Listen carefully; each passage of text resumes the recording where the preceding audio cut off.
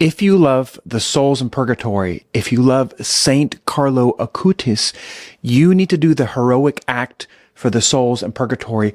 Right now, I'm going to give you 3 witnesses of people that did it, the incredible effects in their lives, what it is, and why you need to do it. If you'd like to support this channel in any way, please do so through Buy Me a Coffee. Let's get right into it.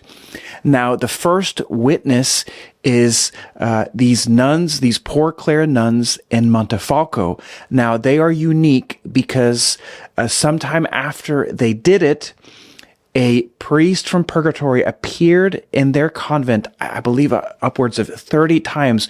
One of the more incredible apparition stories that I've ever heard. I actually did a full interview with them when I went to Montefalco in Italy, and I'm going to post that within the next few days, but I wanted to let you hear this little clip to hear this detail that she puts before us. Listen to this. Yes, of course. So I would like to begin with a special fact that took place in 1915. So in 1915, the nuns of the monastery made a special vow called Heroic Act, whereby they basically devoted all their work, sufferings, and prayers to the souls of purgatory. Now, the next witness to the power of the heroic act is Saint Gabriel of the Sorrowful Virgin. In fact, I have his first-class relic right here. Oftentimes, whenever I am having videos, he is right there interceding for you. He is right there praying for you. And one of the reasons why he's such a great saint is because he did this. It is difficult to find information that he did it, but I found it right here. Listen to this. Now, this is from an old biography. Even as a secular, our young hero was noted for his charity toward the faithful departed. And one of his college companions says of him that among the sodalities and confraternities that were established, young Pacenti, which was his last name, was enrolled in such as held out the greatest spiritual inducements, that he might thereby be able to succor the souls in purgatory the more effectively. That word means to help.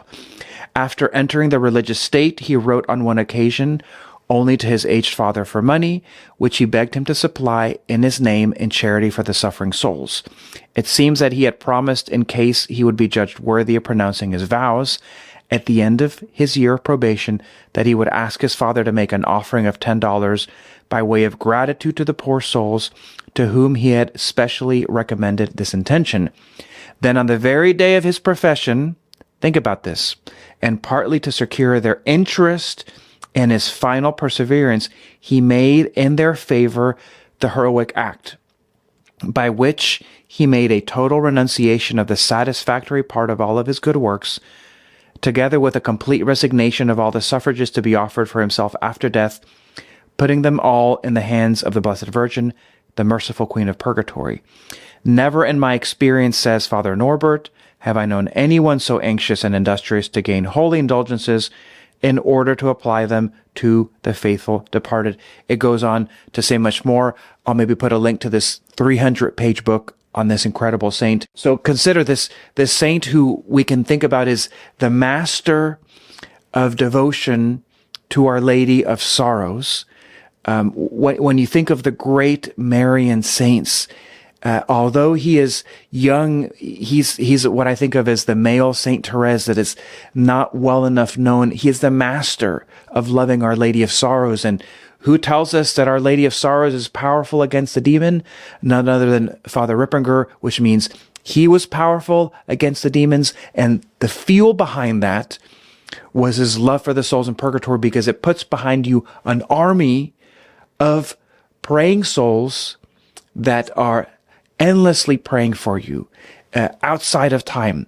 Amazing things. And that he did it on his profession day, not just any day, on his profession day. It shows you how important that was.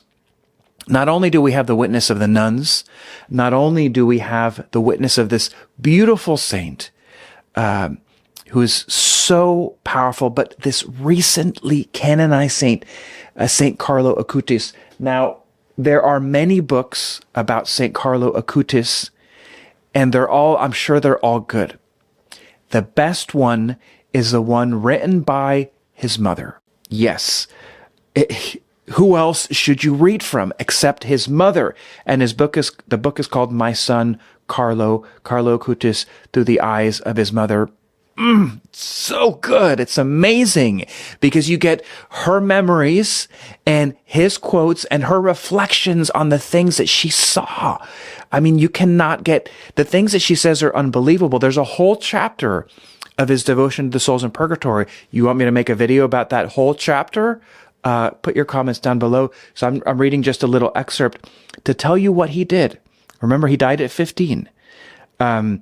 So he knew what he was doing. And if he knew what he was doing and he arrived at being canonized, dying at the age of 15, then that should make us think if we have not done this. Listen to this.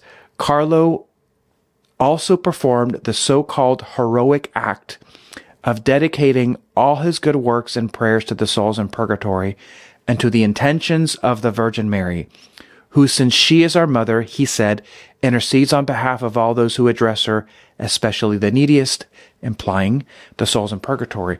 She goes to reveal incredible things. It is most likely the case that he had mystical experiences. He did have one that she mentions, but that he had many mystical experiences of the souls in purgatory that she doesn't even mention, but she alludes to. It's really impressive, the things that he does for them. So what is it? Let's explain it really fast. Did you hear what was talked about with the book to St. Gabriel of Our Lady of Sorrows? That you're giving up the suffrages, the satisfactory value of all your works and your prayers and the things that will be offered for you after you die. What does that mean? Let's put that in different words. So basically, all the things that you do that pay off your debt to God, the debt of sin, that we need to do for, that we need to make penance for. So basically, all like kind of the penance value of your prayers and actions and sufferings and fastings and all those things, right? That you are essentially saying, I'm giving all of that up. I'm giving it to Our Lady, and I want you to give that to the souls in purgatory. We don't know exactly who it is that invented this. Believe some priest 200 to 300 years ago, perhaps before that, something like that. Why on earth would you do something that seems so foolish? Because to get into heaven, you must be heroic. When they canonize someone, they look for heroic virtue. That means above normal, martyrial virtue, like the virtue of the martyrs, the virtue of a saint. You have to do that to get into heaven. Now, you may not be canonized, but you have to be canonizable by the time you die if you want to get into heaven. Otherwise, you have to go through purgatory, which is a heroic and terrible amount of suffering. So we're going to go through it anyway. You might as well go through it willingly. And doing this heroic sacrifice, first of all, why are we doing it? Because the souls in purgatory are suffering incredibly, and they need relief now. They don't want you to wait on it. They don't want you to do like a 33-day preparation. They're suffering now. So they're burning in purgatory right now at 10,000 degrees. Do you think they want you to wait? No, they want you to do it now because they need your suffrages. So it's forwarding it all to them. And in you being incredibly generous because they're suffering now and they need your help, and we need to be heroic if we want to get into heaven immediately. What do you think Jesus will do to you if you heroically offer this for them?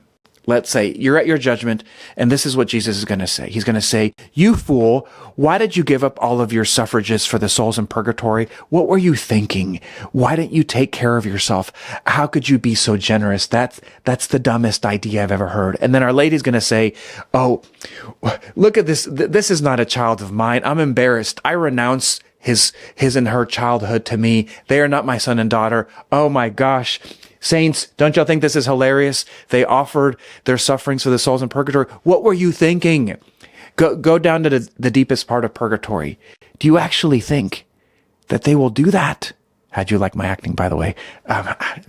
Keep my day job. But do you actually think that they will say that? Won't they instead say, you imitated me. You imitated us in laying it all down on the line. Well done, my good and faithful servant. Come and receive the reward that has been prepared for you for all eternity. We got to do it. They're suffering. We need to be heroic. We want to get into heaven. That's why you should do it.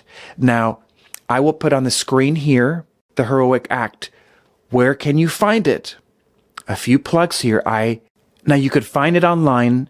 You could also find it in the Purgatorian Manual, a wonderful little book that has many prayers for the souls in purgatory. It's at the very end. It was written by Saint Alphonsus Liguori. I would recommend that you get it from Mother of Our Savior and Refuge of Sinners Publishing. They are a traditional Catholic publishing that tries to find old books that are out of print, and then it brings them back. And a lot of us know that this stuff, the old stuff, is the good stuff. And that's all that they focus on. So go and check them out. Now, I also want to remind you about the purgatoryproject.org. Here is the website, free to use. Register your deceased loved ones. Pray for those that are registered. An amazing way and an amazing work to use social media to pray for the souls in purgatory. Check it out. Awesome stuff. My friends, I hope this video has helped you. Please subscribe and like the video, and I'll see you in the next one.